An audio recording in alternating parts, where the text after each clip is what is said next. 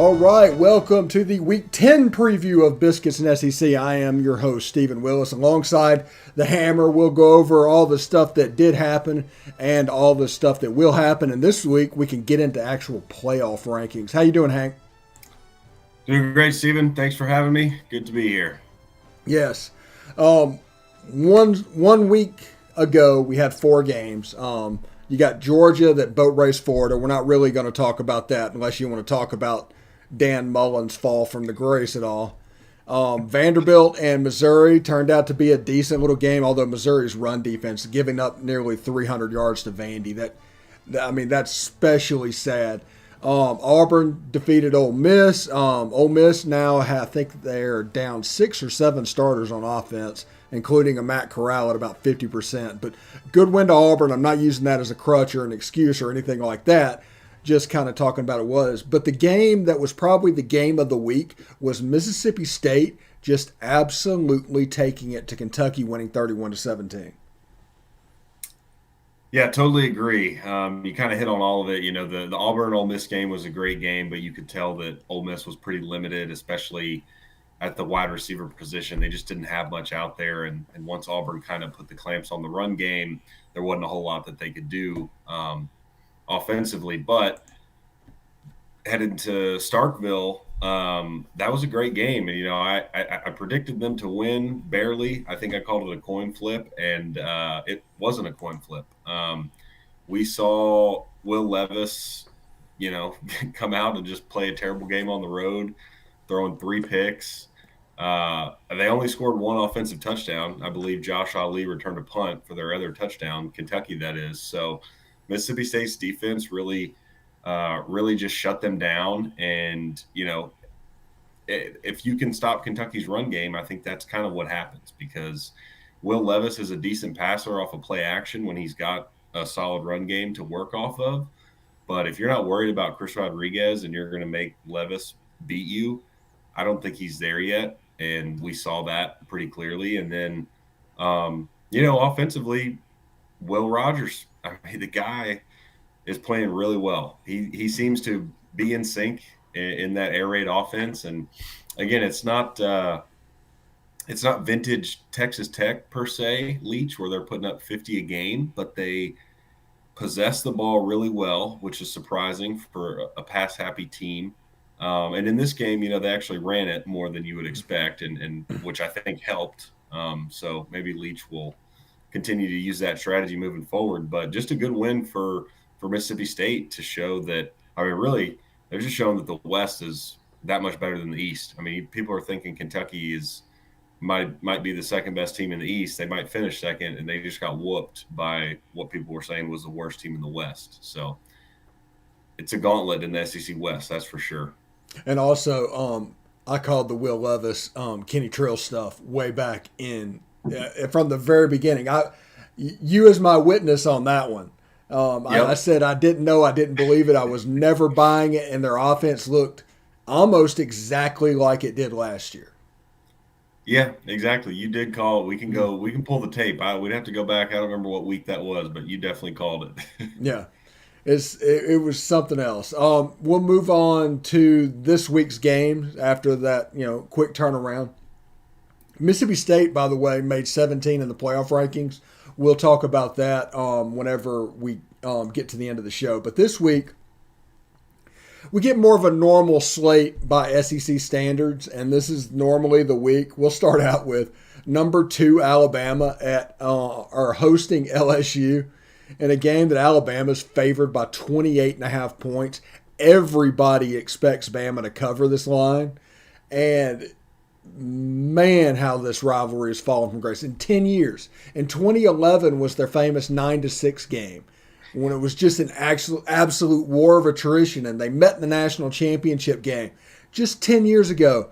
And it's gotten to the point now where, I mean, everybody's like, Bama's probably going to beat them by 40. Yeah, it is a little bit sad. You know, this is usually the game that SEC fans circle on their calendar as a heavyweight matchup, and just not the case this year. I do think Alabama will probably beat them by 40. You know, we didn't talk about LSU last week because they were on a bye, but Word out of Baton Rouge from Ed O is they didn't even have enough healthy players to practice. Um, and then I saw at another press conference he had this week, he was talking about basically all the things they'd done wrong, and he reeled off quite a bit of things that they had done pretty poorly this year. And all of it was true. I saw some people sort of bagging on him saying, "How can you say this?" Well, he's just calling it like it is. They've been really bad. Yeah, what are they Um, going to do to him? right, exactly. Yeah, that's a coach with nothing to lose and just calling it like it is. He doesn't have to play the game anymore. But yeah, I mean, this game it shouldn't be close. LSU, like we've talked about, they're depleted due to injury, depleted because their head coach is gone. They're kind of just a lame duck team, and being a lame duck team with not much to play for is not the situation you want to be in when you go to Bryant Denny to play the now ranked number 2 Crimson Tide, who do have things to play for and do have things to prove, and who don't like you at all. Especially after 2019, we know that Nick Saban and those Tide players have not forgotten that. So I think they're going to want to send off Edo, especially after those comments he made in a pretty embarrassing fashion. And I would not expect this game to be close at all. And I would pick Bama to cover. Yeah, listening in the great game, Mel Tucker, right, for LSU is the leader, right? Has to be the leader in the clubhouse right now. Got to be. Yeah. I mean, I would think so after that performance. And yeah, I mean, and well, I guess if people were serious about Franklin, he's lost a couple in a row. So we'll see. But I would think Mel Tucker is. I mean, that was a great game by Michigan State last weekend. I think Franklin is destined for LA and not the Louisiana version of LA because it just fits his personality better. I don't think Franklin wants to come back to the SEC. He kind of rubbed people the wrong way when he's here. Granted, he got Vanderbilt to 9-win seasons back to back years, and we'll talk about that a little bit later as well. But I think LA and the Pac-12, and he just sees an avenue to constant success, kind of what he thought Penn State was going to be. Yeah, I agree with you. I mean, personally, I have no idea who LSU is going to hire, but if they did hire Franklin, I think it would end poorly pretty quickly. I don't think his personality, his attitude would go over very well down there. Some of the comments he makes in press conferences, I think, would just be torn to shreds. So yeah, I don't think he's a great fit there. We'll see if he ends up at USC or ends up sticking it out at Penn State, but most likely USC, as you said. Yeah, signing day in 2013, I was embedded with James Franklin at Vanderbilt on signing day and got to see everything that went on, exactly how he handled everything. You can see why the guy is successful. You can see why he's good at what he does, even if it's annoying to outside people. It's like if you're a rival of his, if you're an Ohio State fan, what he's doing at Penn State is it's very annoying. But for Penn Yeah, State, it's probably working. It's all recruiting based. right. I don't know how we got off on the tangent about James Franklin, but whatever. We'll Let's take it. take some walkover games real quick. Florida and South Carolina, both teams 4-4, both teams alarmingly different. I'm expecting Florida to kind of roll in this game. They need to roll. I mean, look, Dan Mullen has had a bad week. Speaking of coaches putting their foot in their mouth in press conferences, he seems to do that on a pretty regular basis. He's done it again this week, making the comments about recruiting, especially on the heels of what Kirby said about recruiting just a day before. So Florida needs this win. They need to win convincingly. South Carolina is not good. We just saw what A&M did to them 2 weeks ago. So if you're Dan Mullen, you look at that game and say, this is what we've got to do, or better, because we think we're Florida. We're still in the upper echelon of the SEC. Well, you got to go out and prove it. So I think they will. South Carolina is just not good, and Florida, I don't really know what to think of them. They just seem to be very inconsistent. But they're a much better football team than South Carolina is. And whether it's Anthony Richardson or Emory Jones or who cares at this point, they should be able to run the ball on South Carolina, and they should be able to stop South Carolina's offense, which just doesn't have anything. So I think Florida will win by 3 touchdowns at a minimum in this one. Florida's a sneaky, difficult job. Other than Spurrier and Urban Meyer, every other coach there has not succeeded. So they found that secret sauce, and Spurrier did it by doing what nobody else was doing, which was chunking the ball around the yard. And then Meyer did it by running the RPOs and the spread offense before everybody else. So it was more about finding a coach that's doing things a little bit differently. But even you go back to Galen Hall and those guys before them, uh, there's just not a history. I think Spurrier was the first coach to win an SEC title down there. Yeah, I believe you're right. It's one of those things Mm. where you look at it and you would think, geographically speaking, they've got talent all over the state of Florida. They're the only school in the SEC. So on paper, yeah, it looks like a great job, but you nailed it. I mean, they've had two coaches that have won there, and they won big, Mm. but everybody else is flamed out for one reason or another. So, we'll see what Mullins' fate, what happens to him, but I don't know right now. He'll be fine, I think, this year, but he's on some shaky ground for sure. Yeah, it goes to prove my theory that there are no blue bloods. Now the media is going to say that Florida is a blue blood. Florida's that not that spectacular of job, and everything that goes on. If you don't get the right coach in there, you can fail. You can fail anywhere if you don't get the right coach into the game. And like Mike Dubose and Mike Shula would like to have a word at Alabama. Everybody remembers Saban running through his streak, but man, they struggled to start with. Now Yeah, they did. let's change over to Arkansas and Mississippi State, 17th ranked Mississippi State against the Arkansas Razorbacks in Fayetteville. Now Fayetteville has been a house of horrors for Ole Miss. I think State has fared fairly well up there, but Fayetteville's a difficult place to play, and it's definitely harder the later in the day you get them. This game is the 3 o'clock game, the one that's the other side of Auburn and A&M. So it's in the normal friends and family spot. But this could actually be a good game, and if Auburn and A&M get out of hand one way or another, it might be worth checking out.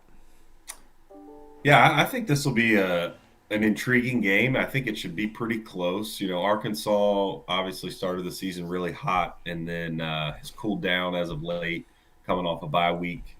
Um, and be playing at home or not a bye week. Maybe they played Pine Bluff. Who knows? But anyway, this was their first bigger game since they lost to Auburn. But I like the way Mississippi State's playing right now, and with Catalan out for Arkansas, I think that really hurts their defense, especially with a pass happy team coming in. We saw what Mississippi State did in a night game at Kyle Field. They did not seem phased at all by a hostile environment. They were able to run their offense no problem. So I think they'll do it. I mean, we just saw them beat Kentucky by stopping the run. Well, Arkansas likes to run the ball. So if they can stop Arkansas's run game, then I like their chances. And I think Mississippi State has decent corners as well. So while Traylon Burks is a very good weapon, and I don't think they're going to, stop him per se. I don't think they're going to let him beat him either. So I like Mississippi State to go in there and win a close one. Maybe 31-28, 31-27, something like that. But I like what State has going right now. Yeah, one thing to keep in mind about that A&M game. For some reason, Mike Elko decided to play Mike Leach's offense with a little man coverage and play it straight up. And every one of those plays, like I say every week, is a man beater. It's designed to beat man. That's how Wes Welker got to the pros. Danny Amendola running that position in a Mike Leach offense. I don't think A&M will do that again. But Arkansas is going to drop back with that drop 8. They're going to keep everything in front of us. That's where they introduced it. And you'll get to see if Will Rogers can put together another game like that Kentucky game. Because if he can do that, he's on the road to being special in this conference. But that drop 8, this will be the first time Will Rogers has seen it because last year was KJ Costello. It can be a little bit of a different animal. Yeah, it'll be a big test for sure. Like you said, Odom knows what he's doing. But I just like where Will Rogers is right now, and we'll see what he can do. Like you said, should be a big test and a close game. Arkansas, they're not going to lay down. I think we've seen that. Sam Pittman has that team playing hard. So if you're going to win, you're going to have to earn it. Yeah, and both of these teams are competing for bowl eligibility. I mean, they're probably going to get there because State has Tennessee State, and Arkansas is bound to get another win along the way. Although I think they have Alabama next. Maybe they have Missouri at the end of the season, and if they don't run for 600 yards against Missouri, something's wrong. Yeah, they've got Mizzou and LSU left, as you would think you could pencil in some wins there for Okay, them. that sounds like Texas Bowl for the Arkansas Razorbacks, but good season for them. Yep. Missouri and Georgia in the what this should honestly be the friends and family game. 11 o'clock on ESPN. I mean, Missouri's giving up 290 yards rushing a game. Vandy ran for 3 bills on them last week. They're just going to hand the ball off to their stable of running backs. I'll be surprised if Stetson Bennett throws 5 passes in this game. Yeah, I'm with you. I mean, we don't need to spend much time on this. I think Mm, Georgia beat Vanderbilt. What was it, 62-0? mm. It'll probably be very close to that. Maybe Missouri can scratch out a touchdown or a field goal here or there, but Georgia's going to be able to do whatever they want. I mean, Zamir White could play quarterback, and they would win by 50. So Yeah, this game is going to be over quick. yeah. Liberty Flames come into Oxford to face the 16th ranked Rebels in Vaught Hemingway on the SEC Network. It's a game to where actually, if you listen to the other show we have on the channel, Talking Ball, we actually floated the idea of resting all 3 of the starting wide receivers and resting Matt Corral this week. We would let the backups handle everything. You should be able to good enough to run the ball on Liberty and get the win. Your defense is playing well. I would do that. Get ready for A&M. Yeah, I don't think that's a bad plan. I mean, especially what's his name, Altmaier, I believe, is the backup, correct? And Yes. he came in and looked pretty good against Yeah, Auburn. And granted, he you settled that know, game down as a true freshman. First significant playing yeah, time. yeah. I mean, he wasn't in for a ton of time, but hey, coming in a hostile environment like that on the road, he looked fine. So if you want to put him in at home in a place he's much more comfortable at against Liberty, I don't think I wouldn't have a problem with that. Especially knowing, how beat up Corral has looked. And like you said, I think this is a game that Ole Miss should be able to dominate in the trenches and just win with physicality. Malik Willis is a good player and Liberty's no pushover, but they're also not a team that should be able to come on the road and really give Ole Miss many issues.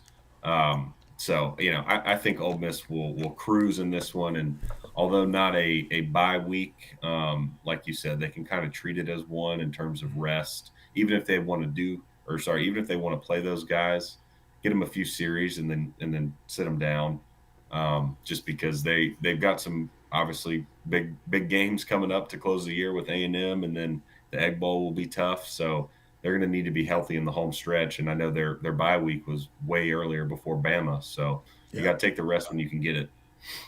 Yeah, absolutely the case. And they probably won't do it because Lane and Matt Corral have a crazy kind of symbiotic relationship. And Matt Corral is a guy that's super competitive and wants to play. So he'll get out there on crutches if he could and throw the football around just because that's the kind of guy he is. But yeah, it is what it is. Now we get into the games that I think will be the 2 games of the weekend. Number one, Tennessee goes up to the big grocery bag at Kroger Field and Kentucky. Uh, Kentucky's a 1-point favorite. It's on ESPN2. It's a night game. After Will Rogers had all of that success, Hendon Hooker has to be licking his chops, right? He should be pretty healthy at this point. Yeah, you would think so. I really don't know what to think of this one because I was just kind of talking some trash on Kentucky. However, they've been a much better team at home, right? They obviously got the Florida win at home. They took care of Missouri, and then when they've been on the road, they struggled with a South Carolina team, and then obviously last week against Mississippi State. So I think they will play much better. They'll be ready. There's still a ton in front of them, right? If you're Kentucky and you still have a potential to win 10 games, that's massive. So I think they'll play well. But I just think Tennessee with Hendon Hooker, if he's healthy, I think they're kind of just a better team right now. Kentucky should be able to run the ball much better than they were against Mississippi State. But I just like the way this Tennessee offense is moving the ball. And I think they'll be able to run it. I think if Hendon Hooker's healthy, he'll be able to throw it, and they'll pull out a tough one. They just, I don't know, they seem to be, battling hard. I mean, that game against Alabama was a really good game, and they're coming off of that tough loss, obviously, and then the tough loss to Ole Miss. So they're hungry. They're ready to win a close game and not just play a close game only to fall short at the end. So I think I think they'll go up there and pull it out. I just think they've got a little bit more juice on offense right now and confidence, and Kentucky's kind of reeling. Yeah, and one thing to keep an eye on: Tennessee's defense is a master of creating explosive plays for the defense, lost yardage, turnovers, things like that. If they can get Kentucky behind the chains and you start seeing second and tens pop up, there's a good chance that defense can do some work against Will Levis and the boys. Absolutely. And as we know, Levis is prone to mistakes. So, Mm-hmm. like you said, if you can hold them on first down, put them into tough situations, he'll help you out. All right, number 13, Auburn goes into Kyle Field to take on Texas A&M. A&M's a 4.5 point favorite. It's the CBS game at 2:30 Central on TV. It's a game to where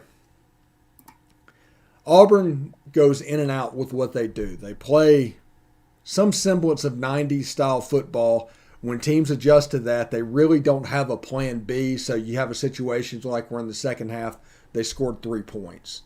A&M, very good defensive team. They play very well in the line of scrimmage. And honestly, I think that 4.5 points might be a little low. And I think Auburn's just getting a little bit of credit for where they're sitting at rankings wise. But as far as offense against A&M's defense, it's going to be very difficult for Auburn to score. And I think that A&M is going to be able to overpower a little bit Auburn's defense. And this might be a 2 or 3 touchdown game. Man, I hope so. Mm-hmm. Obviously, as an A&M fan, but I think you're right in a lot of what you just said. I mean, again, Auburn is a very good team, and we've seen them win tough games. And then obviously they lost a tough one at Penn State, and got whooped by Georgia like everybody. But um, as you alluded to, they only scored 3 points in the second half against Ole Miss. Once Ole Miss was able to figure out their run game and stop Tank, they just don't have a lot of weapons on the outside, mainly because their whole receiver room left after last year. So they just don't have a ton of guys out there. And, Bo Nix is playing very well. He's not turning the ball over, but he's also not throwing for 400 yards a game, right? He's efficient. He's making smart plays, but they're not beating anybody over the top. And against A&M, I think that's kind of where you need to attack them, especially with some of the injuries they've had at corner. A&M has a true freshman starting at one of their corner spots. So if you're going to beat them, it's probably best to do it on the outside rather than try to go with that defensive line in front seven. So I do like A&M in this matchup. The key here, as with any game, but especially in this one, is going to be the trenches, because if Auburn is able to run the ball and they can do what they did to Ole Miss, then we'll probably see a very similar score where Auburn scores, 28, 31, 35. And I'm still not convinced A&M's offense can score much more than that. I think if they can hold Auburn, to 28, it'll be a close game, but I would much rather see Auburn around, 20, 21, 24 to make me feel comfortable, because A&M's in the same boat, right? If they can't run the ball, their offense is not going to do very much.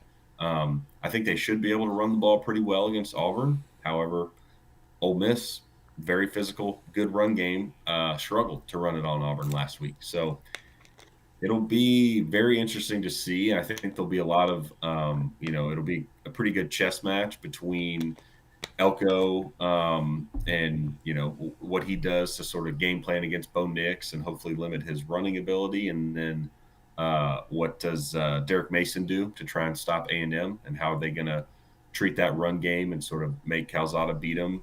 But in the end, I do think being at home, A&M's a little bit more talented in my opinion. They're playing very well, so I think they'll pull it out. maybe by a touchdown or even less. I think this will be a close game, just because Auburn fights. They don't give in. So be a close game, very good, but I do think A&M will pull it out in the end. Yeah, it should be interesting. Worth noting that Derek Mason made his bones by shutting down Oregon back in the day. When nobody else could stop him, somehow he had the secret sauce. He did the same thing to Ole Miss last weekend. A&M, a different type of offense, though. They're more like what they used to see in practice at Stanford. So, worth talking about. Okay, playoff rankings came out Tuesday. What are your impressions? What do you make of them? Well, I didn't have a ton of takeaways really. Two main ones, I guess. So first of all, I try not to get too wrapped up in this, especially the first one, because a lot of the stuff is going to work itself out with teams playing each other. Um, but I will say I was surprised to see Alabama at number two, just because they obviously have a loss. So you're putting them ahead of several undefeated teams, which I wasn't sure the committee would do. Personally, I don't have a problem with that. I think if you're being honest, Alabama is probably the second best team in the country, right? Who would be favored against Alabama on a neutral field other than Georgia? No Yeah, one. nobody. Yeah. So while I don't disagree with them being ranked there, I thought it was surprising that the committee did that. But if you're behind Alabama and you're upset about that, again, it'll work itself out. They've got to play out. If they lose another game, they're done. I mean, no two-loss team has made it yet. I don't see that happening this year. So it really doesn't matter that Alabama is up there. The other one that surprised me, though, was Oklahoma being at 8th. Mm-hmm. Again, they're undefeated.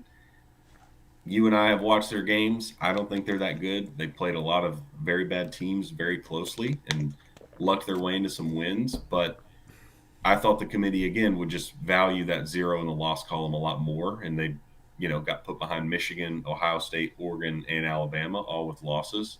So that surprised me a little bit. But that was kind of it. I expected Cincinnati to get left out of the top four. I don't really have a lot of faith that they're going to get in, nor do I really think they should. But we know what this is, right? These are all Power Five ads sitting in a room. They're not going to put Cincinnati in there.